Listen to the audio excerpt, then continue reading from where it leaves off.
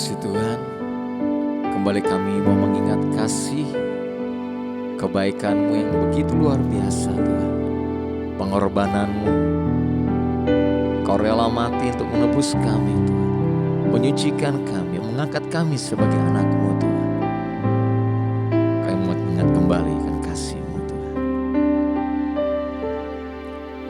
Begitu besar kasih-Mu Bapa, Kau berikan anak-Mu yang tunggal. Di saat aku percaya kasih menyelamatkanku, bukan sebagai hakim dunia, tapi penyelamat yang berkorban. Untuk diriku Kau tebusku, kasih menyelamatkanku. Ingat kasih-Nya yang mengubah hidupku, ingat kasih-Nya yang selalu ada. Kasih Yesus, kasih Yesus bagiku. Ingat bilur-Nya yang sembuhkan lukaku, ingat salib-Nya yang menebus aku. Kasih Yesus, kasih Yesus bagiku. Amin. Begitu besar kasih-Mu Bapa, Kau berikan anak-Mu yang tunggal. Di saat aku percaya kasih menyelamatkanku, bukan sebagai hakim dunia, tapi penyelamat yang berkorban. Untuk diriku Kau tebusku, kasih menyelamatkanku. Ingat kasih-Nya yang mengubah hidupku, ingat kasih-Nya yang selalu ada. Kasih Yesus, kasih Yesus bagiku. Oh, ingat bilur-Nya yang sembuhkan lukaku, ingat salib-Nya yang menebus aku. Kasih Yesus, kasih Yesus bagiku.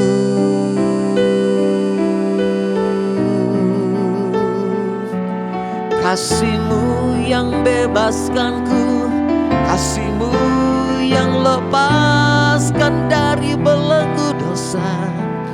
Oh, haleluya.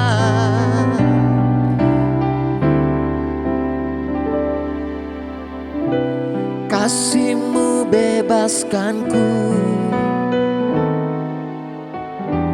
lepaskan dari belenggu dosaku.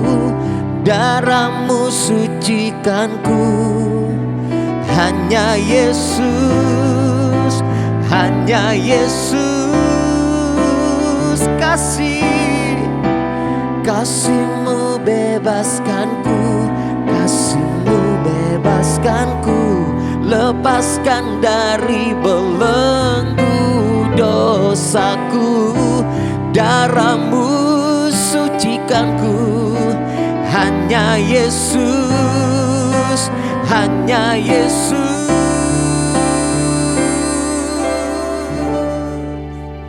Ingat kasih-Nya yang mengubah hidupku, ingat kasih-Nya yang selalu ada. Kasih Yesus, kasih Yesus bagiku. Ingat bilur-Nya yang sembuhkan lukaku, ingat salib-Nya menebus aku. Kasih Yesus, kasih Yesus, kasih Yesus, kasih Yesus, kasih Yesus, kasih Yesus, oh, bagiku.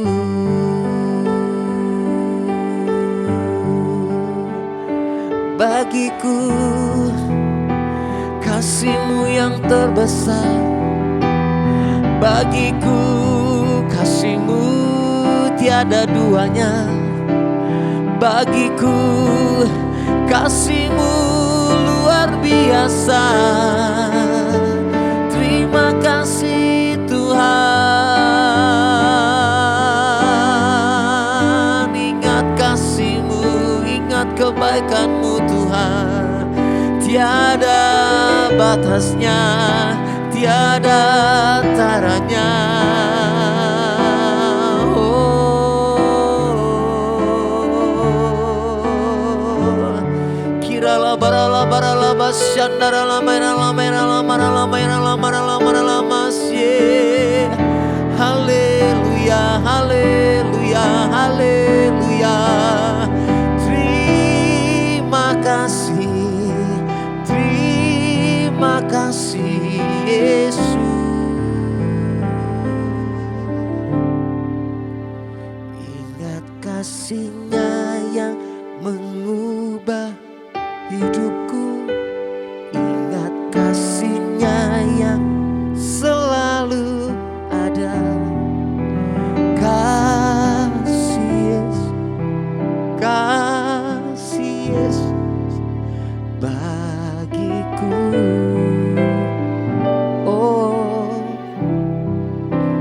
ingat bilur-Nya yang sembuhkan lukaku, ingat salib-Nya yang menebus aku. Kasih Yesus, kasih Yesus, kasih Yesus, kasih Yesus, kasih Yesus, kasih Yesus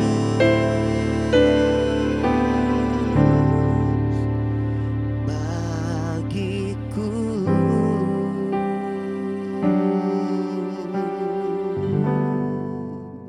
Handling pain, atau bagaimana caranya kita mengendalikan rasa sakit.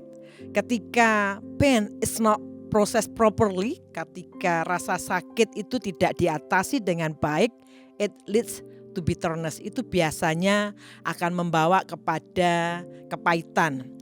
Dari bagian Alkitab kita pasti banyak dengar kisah tentang Yusuf.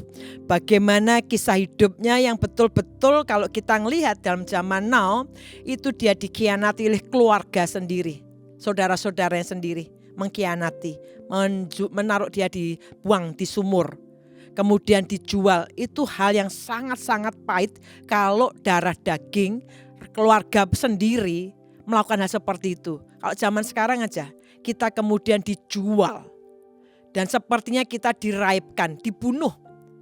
Ya, diraibkan. Belum selesai dia kerja dipisahkan dari orang tua, dipisahkan dari negaranya. Dia masuk menjadi seorang budak, bukan menjadi seorang penting, budak, pembantu, kasarnya lagi jongos. Dia bekerja di sebuah tempat di tempat Potifar, kerja sudah baik-baik. Dia juga mulai dapat promosi. Namun ngalami lagi difitnah oleh istri tuan rumah, istri Potifar. Fitnahnya nggak tanggung-tanggung. Dibunuh karakternya, Pak, Ibu. Fitnah itu betul, kata pepatah, lebih kejam dari pembunuhan. Pembunuhan sekali mati selesai. Tapi kalau orang dibunuh, difitnah, karakternya dihabisi. Kemana saja dia melangkah nggak dipercayai. Seperti itulah kondisi Yusuf. Saya rasa kalau kita ngalami belum selesai dengan dikhianati saudara sendiri, sekarang dikhianati bosnya, kayak apa itu perasaan hatinya? Dia kemudian masuk penjara bukan karena kesalahannya. Di penjara kemudian dia dipercaya karena etos kerjanya. Etos kerjanya bagus. Karena kita mengatakan kepala penjara itu melihat apa saja yang dikerjakan Yusuf berhasil. Karena dia melihat ada tanda penyertaan Tuhan. Etos kerjanya bagus. Saya yakin Yusuf ini bagus sekali dalam bekerja. Naik promosi. Tapi selama di situ dia tetap di penjara, tidak membuat dia keluar dari penjara. Mudah bagi dia untuk bertanya, komplain pada Tuhan. Kemudian kita dengar ceritanya bagaimana ada juru minuman dan juru roti. Pada waktu mereka menceritakan, Yusuf bisa nafsir. Justru Yusuf bisa nafsir mimpinya pada waktu dia di penjara. Dia nafsir mimpinya dan terjadilah. Dan tapi ada kata-kata yang menarik. Yusuf bilang, nanti kalau semuanya terjadi seperti yang aku sampaikan, ingat aku. Dengan kata lain, Yusuf berharap bahwa kalau dia mendapat peninggian karena upayanya dia, usahanya. Dan Tuhan delay dia 2 tahun. 2 tahun terlupakan. 2 tahun terlupakan dan pada akhirnya waktunya Tuhan. Tiba-tiba waktu itu Fir'aun mimpi dan kemudian yang suruh minuman itu bilang, oh ada loh di penjara ada seseorang bisa nafsir mimpi. Dari situ kita ngelihat bagaimana Yusuf akhirnya menjadi orang penting. Tapi coba flashback, lihat ke belakang perjalanan hidupnya. Pastilah carut marut yang tertinggal dalam hidupnya. Namun ada satu pernyataan Yusuf yang menarik sekali, dikatakan kitab Kejadian 50 ayat 20 berkata begini. Memang pada waktu dia bicara pada saudara-saudaranya, saudara waktu datang karena kelaparan di Israel, keluarganya datang ke Mesir dan Yusuf bilang begini. Memang kamu telah mereka-rekakan yang jahat terhadap aku. Jahat loh perbuatannya saudara-saudaranya. Masukkan ke sumur, dijual, cerita bohong kepada orang tua, jahat. Dan kita ngelihat orang yang melakukan kejahatan sepertinya nggak ngalami apa-apa. Yusuf yang difitnah, yang dijual sepertinya justru dia yang menderita, yang tidak melakukan kesalahan. Tapi lihat Yusuf, memang kamu telah mereka-rekakan yang jahat terhadap aku, tapi ini cara pandang seseorang yang dipahitkan oleh kehidupan, namun dia bisa mengendalikan. Kata-kata ini nampak, kalau orang tetap pahit pasti kata-katanya tidak begini. Tapi karena dia sudah bisa mengendalikan rasa pahit dalam kehidupan, muncullah kata-kata begini. Memang kamu telah mereka-rekakan yang jahat terhadap aku, tapi Allah telah mereka-rekakannya untuk kebaikan. As for you, you mean evil against me. But God, ini lebih bagus. Orang tuh kalau bisa mengendalikan rasa sakitnya selalu melihat, kamu memang betul kamu melakukan kesalahan, melakukan kejahatan. Tapi kejahatanmu dipakai oleh Tuhan untuk mendatangkan kebaikan. Dia bilang gini, but God mean it for good. Oh luar biasa, ini orang yang sudah sembuh dari rasa pahit ya. Tapi Allah telah mereka-rekakan untuk kebaikan. Dengan maksud, dia lihat purpose-nya. Orang kalau pulih dari sakitnya kehidupan, dia bisa lihat purpose, dia lihat tujuan. Dia bilang dengan maksud melakukan seperti yang terjadi sekarang ini, yakni memelihara hidup suatu bangsa yang besar in order to bring about this present result, to prepare many people alive. Wah luar biasa, ini orang yang sudah sembuh. Pak, Ibu, kita ngelihat bagaimana Yusuf mimpinya menjadi gangguan. Kadang-kadang ketika kita punya visi, punya mimpi, cerita kita terlalu cepat-cepat, terlalu dini sebelum waktunya atau prematur kita bercerita, orang lain terganggu. Ini termasuk juga saudara-saudaranya terganggu. Yusuf lagi excited nih, lagi bersuka cita, semangat cerita tentang mimpinya. Dan dia kemudian mengkisahkan mimpinya. Tapi mimpi yang diceritakan menyebabkan gangguan di dalam hidupnya akhirnya. Kemudian di kitab Kejadian 37 ayat 8 mengatakan begini. Pada waktu ini saya flashback ya. Lalu saudara-saudaranya berkata kepadanya, apakah engkau ingin menjadi raja atas kami? Apakah engkau ingin berkuasa atas kami? Jadi makin bencilah mereka kepadanya karena mimpinya dan karena perkataannya itu. Saudara-saudaranya benci karena ngelihat Yusuf yang bercerita.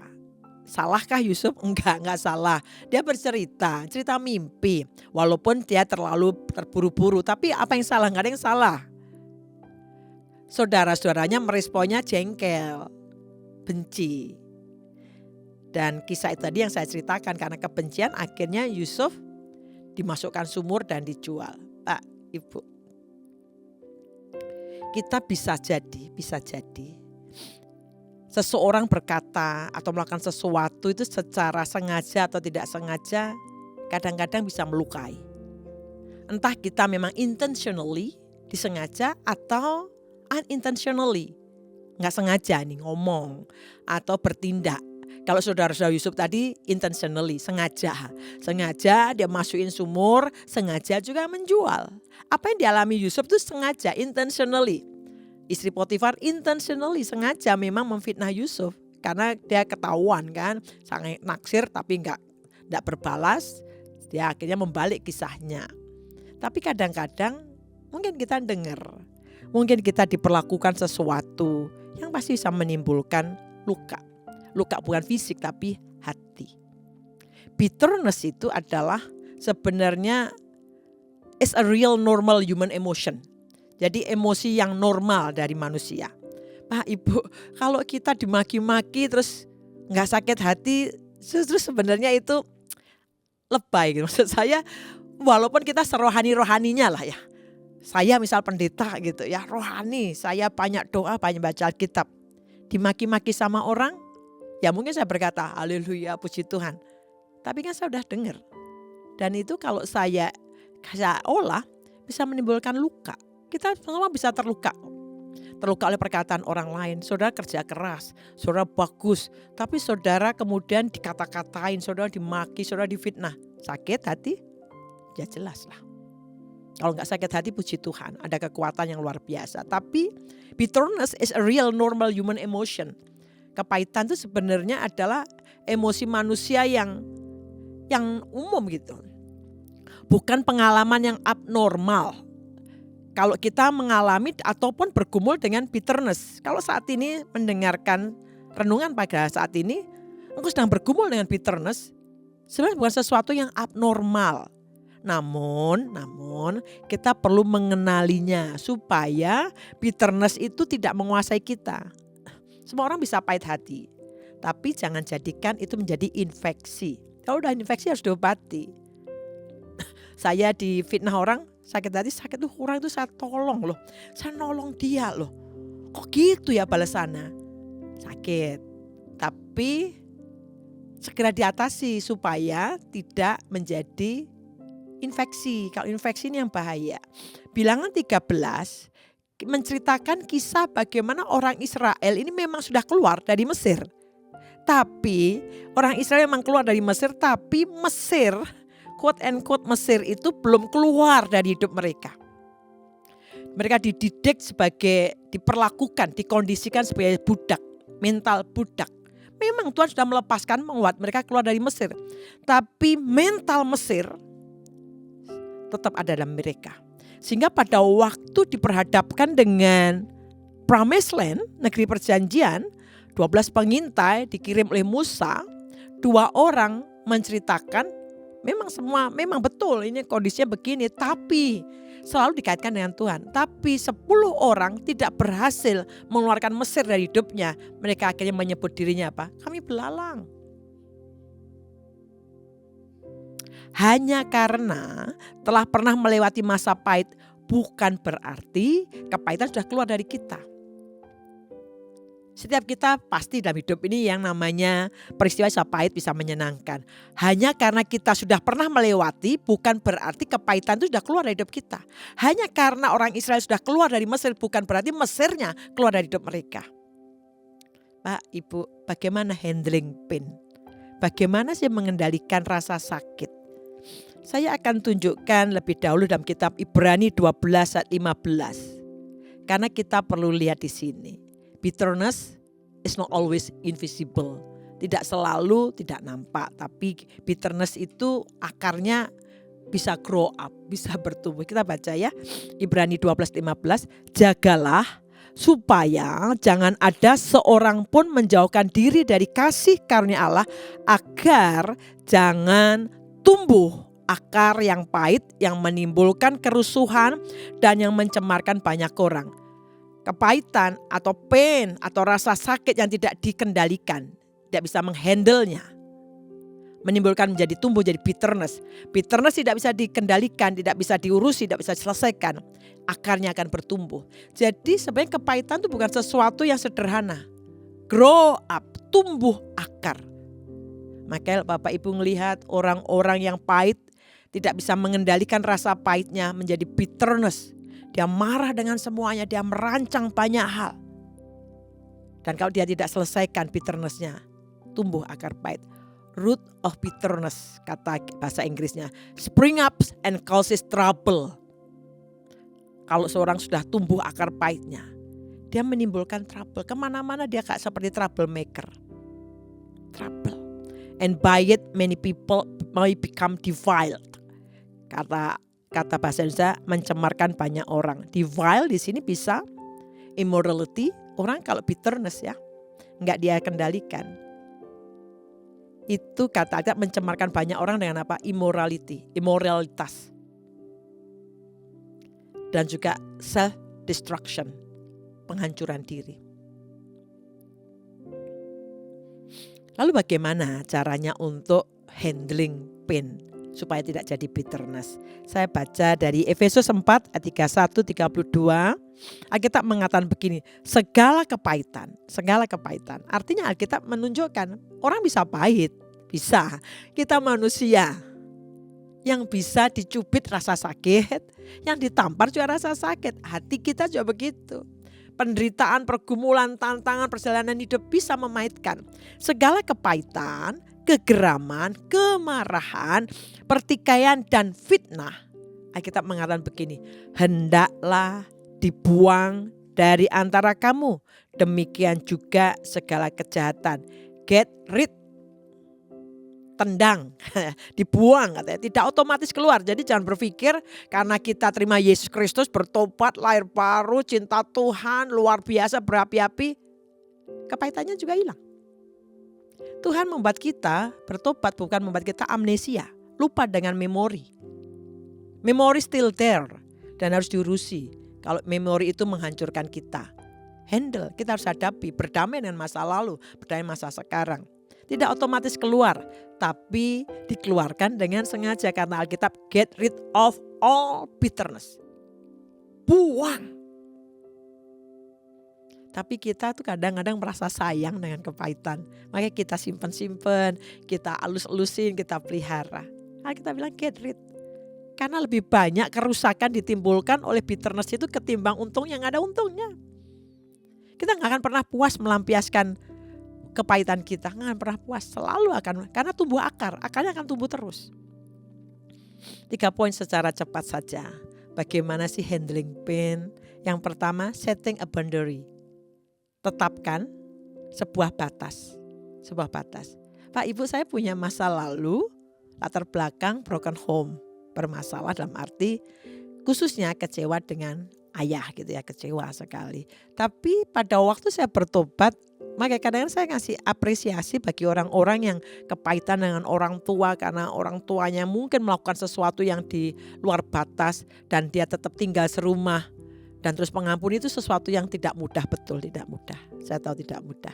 Tapi saya mengalami banyak pemulihan, kesembuhannya lebih cepat karena saya terpisah. Jadi keluarga saya ada di satu kota, saya kuliah di kota lain dan Tuhan menangkap saya. Jadi proses pemulihannya jauh lebih cepat. Memang perlu adanya setting boundary, menarik batas. Ambil waktu, coba kalau saat ini gitu ya. Ambil waktu untuk menarik secara fisik. Kalau enggak misal ada relasi yang toksik. Kalau biasanya saya ngonseling pernikahan, ada abusive di situ, ada KDRT di situ. Betul kita harus mengampuni, betul kita harus berpikir untuk terus mempertahankan rumah tangga. Tapi biasanya saya minta yang di KDRT, biasanya istri ya, saya tarik dia untuk dipulihkan dulu. Kalau enggak habis-habisan dari sasak hidup dia. Jadi perlu untuk ditarik secara fisik dan emosional. Kalau engkau berpacaran, rasanya saling menyakiti terus, ambil waktu untuk break. Bilang ke pasanganmu, ambil waktu saya sebulan untuk doa, break, tenangkan, jangan berhubungan secara baik WhatsApp atau apapun. Jangan ketemu, break, tarik diri. Supaya kita bisa ngisi kembali, supaya kita bisa lebih objektif, lebih jernih. Karena saya ngeliat banyak orang tetap ada di dalam satu kondisi itu. Jadi dia susah untuk melihat secara jernih, makanya perlu dibantu oleh orang lain. Tarik batas, set batas sampai mendapatkan strategi dan bisa ngatasi pemicunya apa sih. Kalau Bapak Ibu nggak tarik diri, bener ya kata Amsal, sebelum perbantahan dimulai, mundur dulu. Kalau pernikahan kan kadang-kadang perbantahannya, pertengkarannya kadang-kadang apa yang topiknya. Jadi kalau misal contoh saya sama suami saya lagi berbeda pendapat, mulai meninggi gitu ya. Kadang-kadang siapa yang waras duluan gitu ya. Karena saya mikir, terus saya langsung bilang lagi, Skat, tunggu. Topik kita ini apa? Sebenarnya kita masalahin itu apa sih sebenarnya? Kok larinya kemana-mana? Topik kita apa sih? Ini toh, tentang ini kan. Ayo kita coba diskusi. Berarti waras gitu ya. Waras, tapi kadang-kadang orang gak waras. Topiknya apa, kemana-mana, akhirnya mengada-ada. Itu sebabnya bagaimana handling pain. Setting batas ya, untuk bisa mendapatkan strategi. Yusuf ini karena terpisah jarak dan kakak-kakaknya justru membuat dia menjadi better versionnya dari Yusuf. Ketika Yusuf ini terpisah dengan saudara-saudaranya, dia ada di Mesir, justru memunculkan better versionnya dari Yusuf. Kalau saya flashback ke belakang banyak hal yang memaitkan, tetapi ketika seperti perjalanan Yusuf ini mengeluarkan better version of me gitu ya. Jadi rencana Tuhan yang jadi. Bapak Ibu perlu kasih batas. Contoh nih ya, contoh simple saja. Satu kali ada orang tuh WA saya.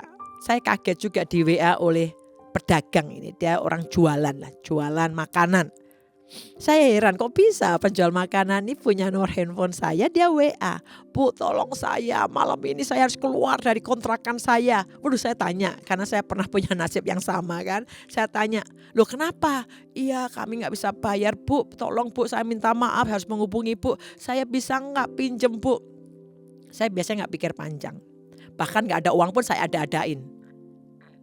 Tapi karena sudah belajar lewat proses, terlalu banyak pahit hati dan sebagainya, terlalu baik tapi kebaikan dimanfaatkan, akhirnya saya belajar untuk namanya setting boundaries, pasang pembatas. Sebentar ya Pak ya, saya doa sebentar. Waktu itu saya doa, saya dapatkan satu impresi begini, kalau mau tolong aja, gak usah dipinjemi, tapi kamu menolongnya dalam batas toleransimu. Dia meminta jumlah yang cukup besar. Kalau kamu pinjemi, nanti kamu berharap dikembalikan, tidak dikembalikan sakit. Jadi saya memilih yang pilihan pertama. Kalau tolong aja. Tapi saya nggak ngomong di depan tolong. Akhirnya Pak, mohon maaf ya, saya ada sekian. Itu sekian itu berarti jumlah yang dalam toleransi saya. Dengan satu pemahaman, nggak balik nggak masalah. Karena itu dalam batas toleransi saya. Saya anggap saya nabur lah ya. Mau ditipu di apa, saya nggak memikir di situ. Singkat kata, oh ya bu nggak apa-apa bu, segitu nggak apa-apa. Antara dia butuh benar atau apa saya nggak tahu, itu bukan apa yang saya pikirkan lah ya. Jadi tugas saya cuma itu, saya berikan. Ya bu ya nanti bulan depan saya kembalikan. Ya saya kan nggak ngomong saya kasih kan ya. Saya karena itu dalam batas yang saya toleransi saya. Bulan depan saya balikan ya bu. Ya pak. Bulan depan wes bablas angin nih, nggak ada kabar, dia nggak WA. Saya gak beli makan ke dia, aduh ibu minta maaf ya nanti ya. Kalau orang punya itikat baik, sedikit pun dia akan kasih ke saya. Tapi karena saya sudah pasang boundaries, bahwa itu dalam toleransi saya memberikan. Jadi saya gak sakit hati. Kalau gak sakit hati saudara, wah janji toh ngembalikan giliran saya. Karena kita bisa ngalami begitu, kita perlu namanya tulus, tapi juga harus cerdik. Kalau enggak tulus naif. Akhirnya pahit hati kan. Sekarang udah jalan berapa tahun? Setahun lebih, nggak ada tanda apapun. Kalau ketemu saya biasa aja, saya nggak nagih. Saya karena beli makanan ke dia, saya nggak nagih. Tapi saya ngelihat seseorang ini, saya akhirnya menilai, oh orang ini karakternya nggak bagus. Walaupun rame kayak apapun usahanya, karakternya nggak bagus. Itu menghalangi berkat Tuhan. Ya, ini satu tadi setting boundaries. Kemudian yang kedua, rilis, lepasin. Artinya apa? Lepaskan dari your expectation, harapanmu dari orang-orang yang menyakiti engkau. Jadi lepasin. Kalau engkau disakiti seseorang, jangan berharap dia sadar, ngerti dan kemudian datang kepadamu, sorry ya aku minta ampun. Pasangan suami istri misal ya, berantem, kau tahu pasangan misal suamimu yang salah. Kau sangat berharap, kau udah doain Tuhan, aku berdoa supaya suamiku disadarkan, supaya dia datang padaku dengan minta maaf. Saudara akan justru cenderung jatuh dalam semakin kecewa. Rilis saja. Lepaskan harapanmu untuk orang-orang yang sudah menyakiti engkau. Jangan pernah berharap kalau dia berhutang sekarang, ya jangan berharap dia balikin. Kalau dibalikin udah syukur aja lah. Itu sebagai pembelajaran kita. Memang biaya sekolah kan mahal ya. Jadi rilis saja. Kita harus balik itu punya Tuhan. Saya kalau misal gitu, toh dia nipu, bukan nipu saya, nipu Tuhan. Tapi dari situ saya muncul hikmat. Saya nggak akan lagi melakukan hal yang sama. Orang tidak mungkin, keledai nggak mungkin jatuh di lubang yang sama. Bijak, hikmat. Kepingin menolong, sikap menolongnya harus, tapi pasang boundaries. Jadi lepaskan dari harapanmu dari orang-orang yang menyakiti engkau. Yusuf tidak menahan kepahitannya hanya karena nggak ada permintaan maaf dari saudara-saudaranya. Dia tahan. Aku layak marah karena aku diperlakukan seperti ini. Aku tunggu sampai dia minta maaf. Oh tambah sakit. Jadi gimana handling pain? Rilis. Lepaskan. Orang itu mau minta maaf atau tidak, yang penting saya berdamai. Tuhan, aku sudah mengampuni dia. Kok gak berharap lagi orang itu datang minta maaf dan sebagainya. Apalagi kalau orang itu sudah meninggal. Ya, tambah gimana caranya?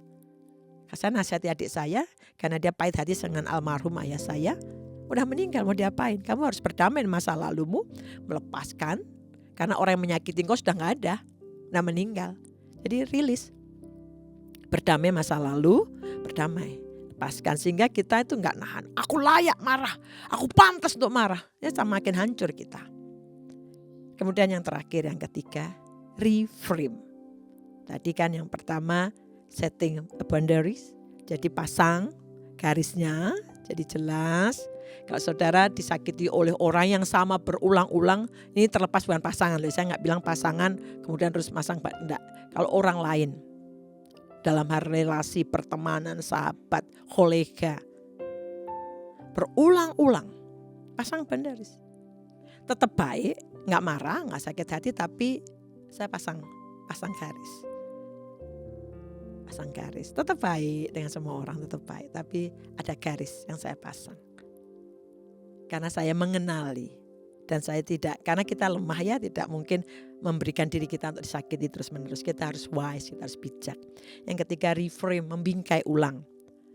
Orang yang kepahitan biasanya menceritakan berulang-ulang. Aku nih ya, kamu tahu enggak, aku ini sakit ya. Nanti kemana dia cerita, dia ulang, semakin diulang semakin nempel. The power of repetition. Kekuatan di dalam mengulang. Kayak ngulang ayat hafalan lah ya. Kalau menghafal ayat hafalan kan semakin kuat. Yang diulang tentang kepahitan, aku ya diperlakukan begini, aku ya.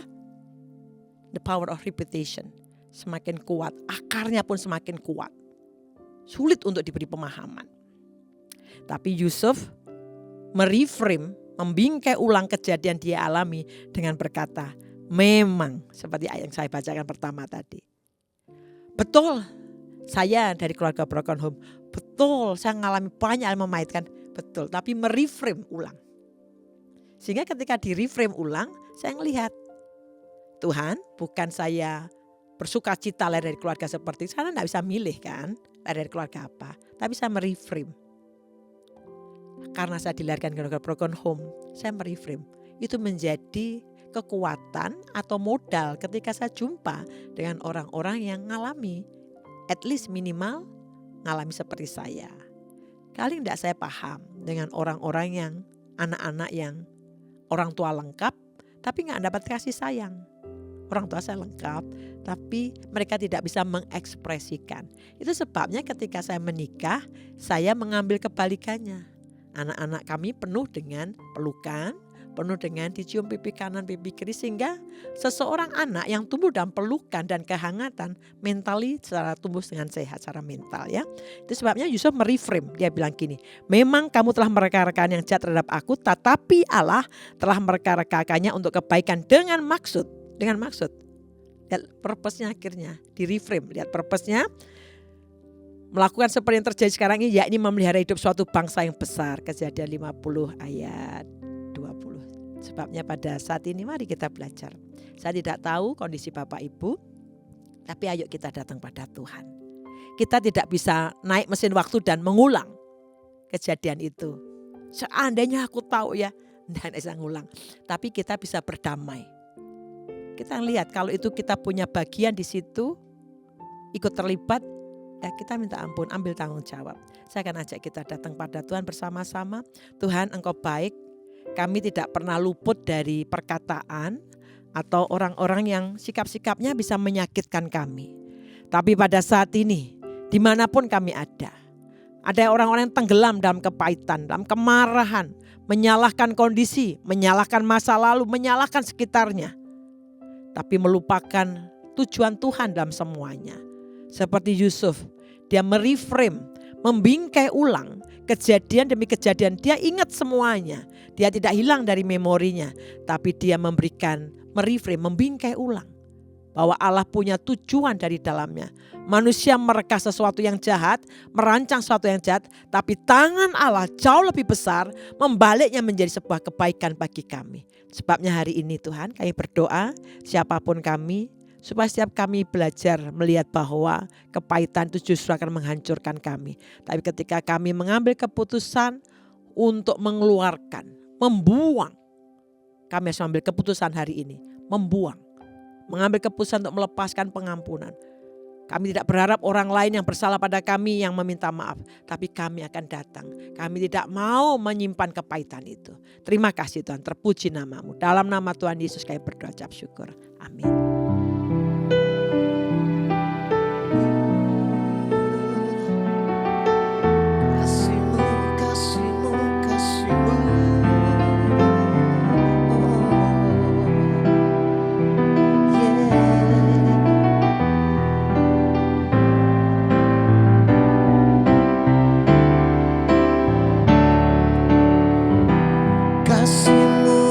Lepaskanku,